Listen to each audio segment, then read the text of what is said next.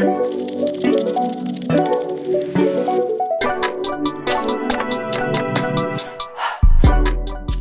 guys, welcome back for episode 24. So last episode we focused on the anatomy of a high converting B2B landing page, from compelling headlines to clean layouts to clear CTAs and lead capturing forms. But here's the thing, even the best optimized landing page won't perform if it never goes live. This week we're going to zoom out and talk about the root issue that stops a lot of great strategies from seeing the day of light, and that's inaction. Yeah, well, inaction is a big problem with pretty much every client that we work with. And to be honest, I've probably been in this position myself as well, especially when we're developing software and things, because, there's always that kind of fear of failure, that need for perfectionism. And sometimes you're just overwhelmed with the amount of things that you need to get done in order to get it to the next level. But especially in the software space, and really this is probably anywhere, you just need to bite the bullet and get on with it. Yeah. Stop waiting for the right time, because let's be honest, the right time is never there. You've just got to get on with it. And the thing is, when you actually do push on with things, and you start to see feedback from the market or your ads or whatever it is, then you can start to optimize and iterate on whatever it is that you're doing, whether that's ads to drive more traffic and ROI or sales, to iterating over software and providing better services. That's it's a mindset thing, Chloe. Yeah. And I think when we're talking about ourselves with inaction, what we spoke about doing this podcast, last year? And we're like, yeah, let's do a podcast. It would be great. A couple months go by. Oh, yeah, let's do a podcast. That would be great. But, it's, kind of scary. And then one day I said, let's do it. And then went and bought a mic, and then look, here we are. One thing that sticks with me when it comes to, doing podcasts or doing anything in life is a quote from Mr. Beast. He said, your first 100 videos or your first 100 whatever will be crap. They're going to be crap, but once you do 100, every single video, every single thing you post, if you can make it 1% better, then 100%. You'll get to a point where, you're like, oh, why did I not start this earlier? Why did I not do this? Well, look what's happened with us, right? We started to do it. I was initially wanting to just use the mic and things on the iMac, right? I know. And then we progressed for that onto GoPro, which worked, right? And now we've moved on to an Osmo Digi Pocket 3. Yeah. Where are we going to go after that? Is probably going to be a podcast room, our own podcast room in the city somewhere. Yep. I think the next thing will be the office. That's right. With the podcast room, with everything set up so that we can just hop in there. But the big thing about indecision is people generally don't take decisions because they're scared. It's probably that fear factor, right? Yeah. And it was the same even for me. I mean, even though you know what you're talking about, you've been in this industry for over 23 years. You've been building websites, building brands, doing all the grunt work around execution. You've been doing the strategy for bigger brands, smaller brands. You know what you're doing. But actually getting out there and speaking, for instance, is something completely different. And the thing is, everybody feels the same way. And I know that even a lot of speakers, I can remember somebody saying that, even after them getting up on the stage after like 20 years or whatever, they still get butterflies in their tummy before they go on stage. And it's when they get up on stage that fear factor drops and they realise, there's nothing to be scared of, but it's just your own, it's your own mindset, I suppose, that puts you in that position, and some of the common business scenarios which we've seen, which has affected a lot of businesses really, is delayed hiring. I'm going to have to spend $6,000 a month getting this guy, and then I need to spend X amount on training and this, but what's the opportunity cost there? You know, you might be spending £6,000, but the ROI for that new hire could be 160 grand over the course of a Yeah. year, you know, or more. It's just an example. One of the biggest ones, so Chloe, is going to be, you know, paused marketing because of what's happening in market and things like that. And You we know, see it all the time. And it's not even just us. I see it on LinkedIn all the time where, some people are like, oh, I don't have budget. And marketing is always the first thing to go, even though that's what's generating them leads and money and customers. Like, that's right. It's just crazy. It's like pausing your watch to try and save time. You know, it just doesn't work. It doesn't happen.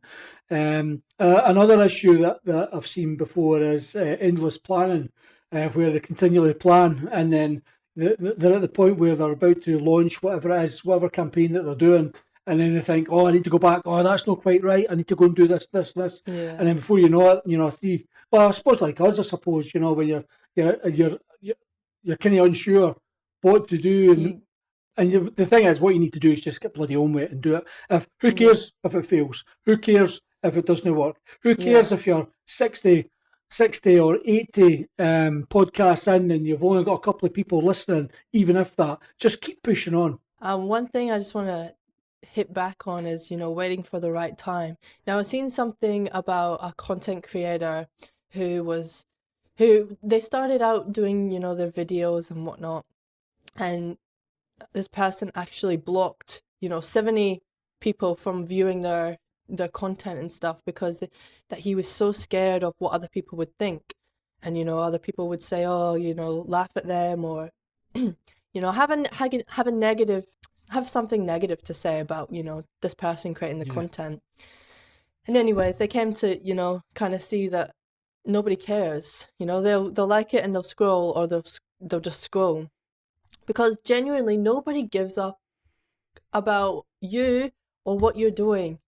Everybody is so tied up in their own lives and, trying to make it in whatever they're doing, that what they might see your stuff and, if they don't like it, then they'll say, oh, whatever, and then they'll scroll, or they won't like it. yeah. So what?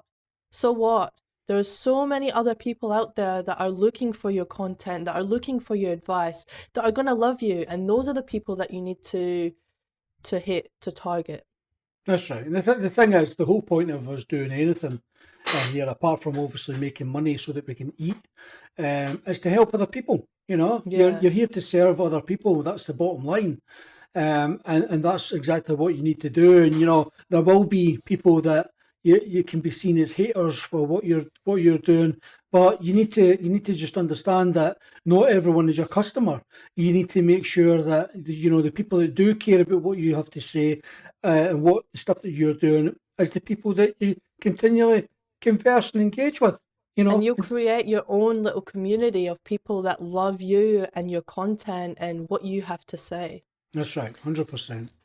And I think even the like common business scenarios with, delaying things, it's not even just in B2B, it's in every aspect of your life.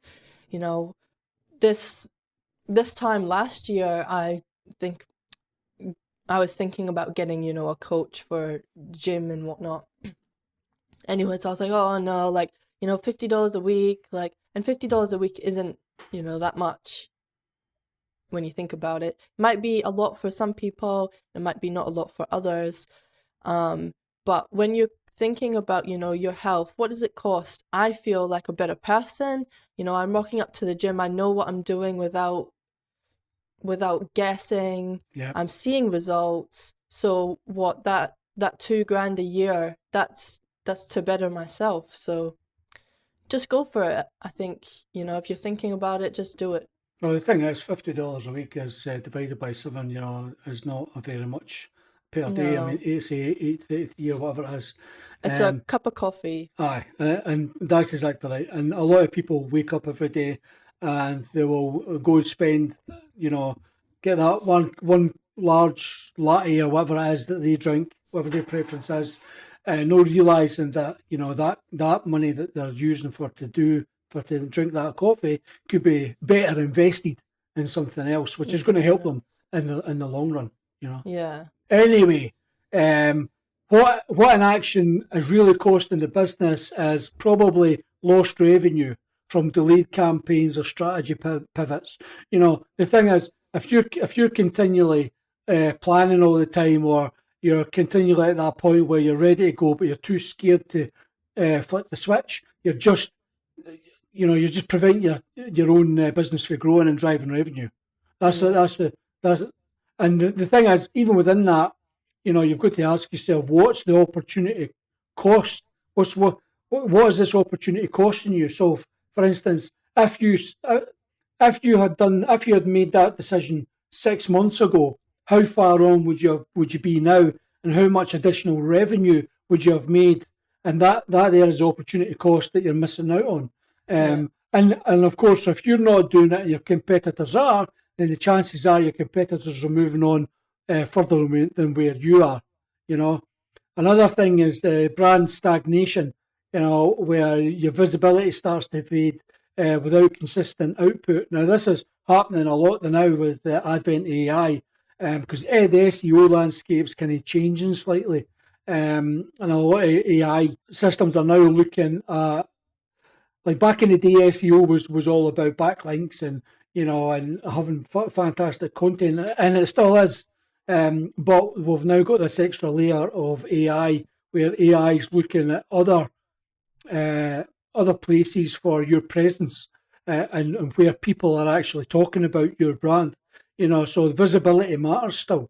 And if you're not visible and people can't see you, they don't know you exist, then your brand is going to lose big time revenue, additional customers, etc., etc. And then you've got that internal culture risk as well, right? Where you're in the business, you've got low morale, you've got lack of momentum. People aren't continually working towards that vision that you spoke to them about 12 months ago. They're still in that same place. They don't feel like they're moving forward, and that's bad for your team.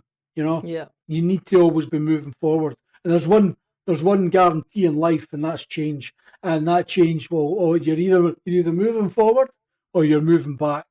And the unfortunate thing is, or unfortunate, depending where your brand lies, is the compounding effect of delayed action over months and quarters will just continually compound. Whereas if you're continually making action, that also compounds. And, we've seen it with our podcast. We've seen it with pretty much everything that we do. And it's true with everything in life. Even when I was bodybuilding, when you first start, you're built like the cable end of a rake. It's not until, it doesn't happen overnight. Nothing does. No. Success doesn't either. So you've just got to keep pounding and keep pounding. And 5 years, 6 years, 7 years later, that's when you start to see the result of your hard effort. And this is why the gyms are busy in January and then they fall back, getting empty in February, March again, because people don't see the results and they want the results Straight now. away, yeah. And it just doesn't happen like that. Yeah, that's something actually, I was speaking to my partner about this, how yesterday I notice every week when I go to the gym on a Monday at peak hour 5:30, it's packed. There's heaps of people in there, everyone's singing, and gradually every single day there's just less people. Yeah. And then you go in. I went in yesterday around 5:30, and there was nobody in the gym at 5:30. It's crazy how it works, but the thing is, they say that it takes 21 days to form a new habit. Generally, what happens is in New Year, people they come up with this goal that I'm going to get fitter this year. I'm going to get fitter, but the problem is they don't stick at it long enough for it to actually feel any benefit, because it's hard. Even me, when I was in the top of my game, when I was bodybuilding, I was doing 65 kilogram dumbbells on each side, getting them up myself, blasting them out for 12 reps, 3 sets, and I was huge, Chloe, and I was strong, really strong. See now, because I've been focused more on other things in business and emigrating to Australia and all this kind of stuff, I picked up the 12s the other week there, You started blasting them out. And I found it simple to do, but by God, for the following 5 or 6 days, my chest was so sore. And that's the thing, you've got to keep pushing on through that pain point. If it's in business, if it's for your health, whatever it is, you've got to keep pushing on. And that, by the way, especially like in growth, where it's a lot of this is to do with mindset and things like that as well, in your business. Massively. Yeah, you've just got to keep pushing on. You've got to keep pushing on. And by the way, this is why I should actually write a book about this, right? This is why I believe that you should think from the end. You need to have the vision to see where you want to be and think backwards. And because when you know where you want to go in life, and you've got that vision, you can create your vision board. You can keep that vision in your mind all the time. That's your goal. You'll actually find that the universe eventually finds a way to put things in front of you, whether it's challenges or opportunities, so that you actually get to that point where you're aiming for. And this is where the mindset comes in. That's something that we can talk about in another podcast. Yeah. Another quote that I love and live by is, would you rather 1 hour of discomfort or a lifetime of discomfort? And that goes for the gym, for life, for business growth. You can either sit and be where you are and, make your $1,000 a week or whatever you're making, or you can get out there and teach people and show people and make a difference and, ultimately make more money. That's right. And I think it was Brian Tracy that wrote the book, Eat That Frog. Basically what that's about is when you get up in the morning and you're doing your goals, you always put the hardest thing first, because people tend to put the hardest things off all the time and they're hesitant. So what you need to do is the first thing when you get up in the morning is you eat the frog, and then that just makes everything else easier to get on with your day. Yeah. So the thing is, how do you spot when you're in a cycle of inaction? Well, there's a few red flags that we could talk about, right? The first one is repeating meetings with no decision. Meetings are a bollock. I mean, I think most people can agree that. Do you really need a meeting for to move forward? Yeah. Probably not. That's something that could be done in Slack or some other communication platform.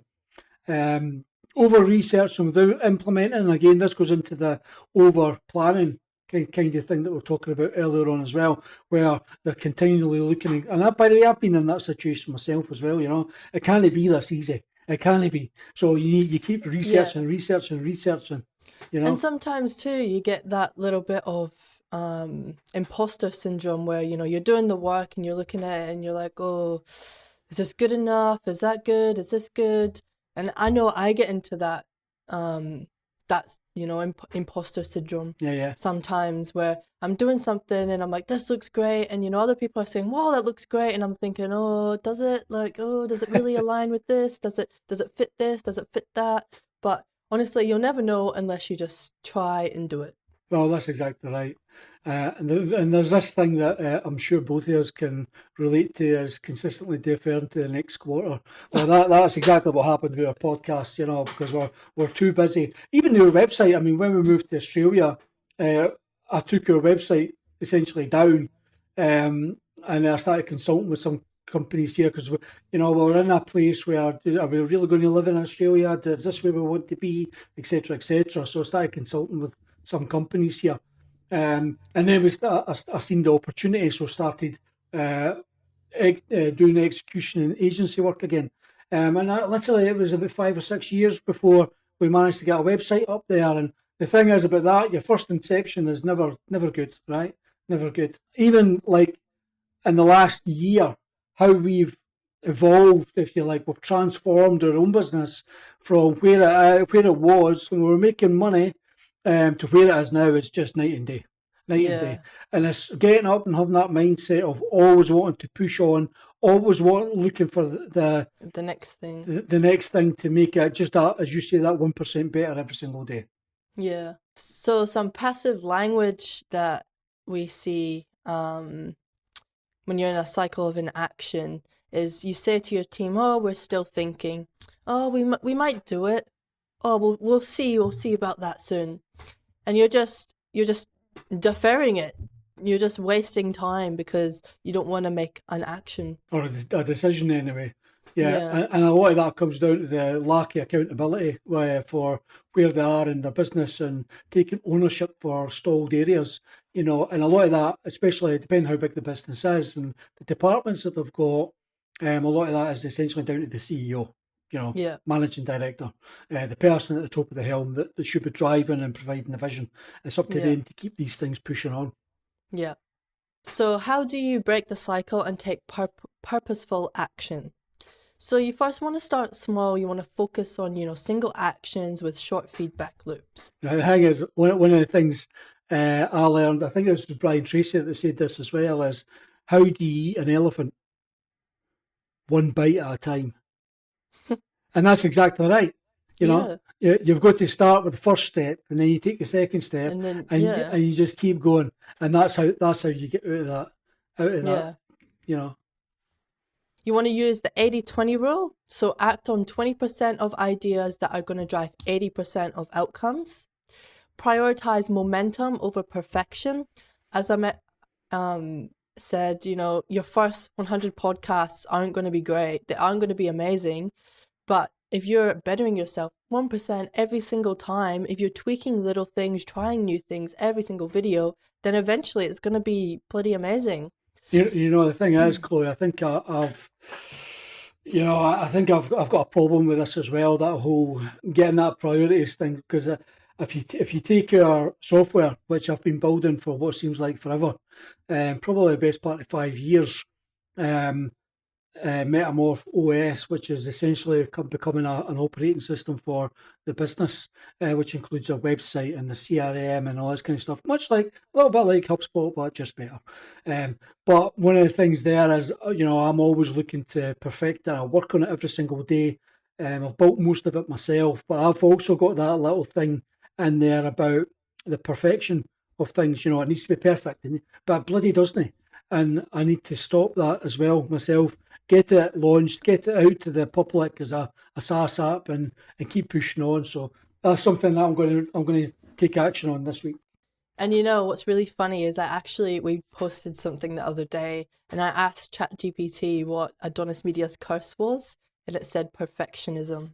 And everything we do, it has to be perfect. It has to, we give 100% in That's right. everything, but it can cause us to, burn out or, cause us to not push as far, which is something we've been working on massively. So the next thing you want to do is you want to build decision-making frameworks, so timelines, owners, goals.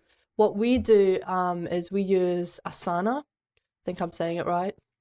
We use Asana and we pop in all of our tasks. We set timelines of when this needs to be done. Things get done before the timeline. We progress further, and yeah, it's a really good opportunity to set goals and get things done, especially if you're a visual person as well. You need to see what needs to be done rather than just thinking about it from your head. Yeah. You want to make testing and learning your default strategy. So do those A/B tests, try different things and continuously learn. Your business will never grow if you're not prioritizing your learning. Well, learning's a massive, massive thing. I mean, I try and read every single day, and I didn't start reading until I was 32, reading properly, and and I think that's one of the biggest mistakes I've made in my life is not starting earlier. Because I've now got a library, Chloe, as you've seen, and most of it is all kind of self-help books and business books and things like that. But yeah, learning is a massive thing. Doesn't matter what age you are, you should never ever stop learning, and just try and learn things which are going to help you in your day-to-day life, whether that's setting goals, whether it's helping you do better with whatever it is that you're doing.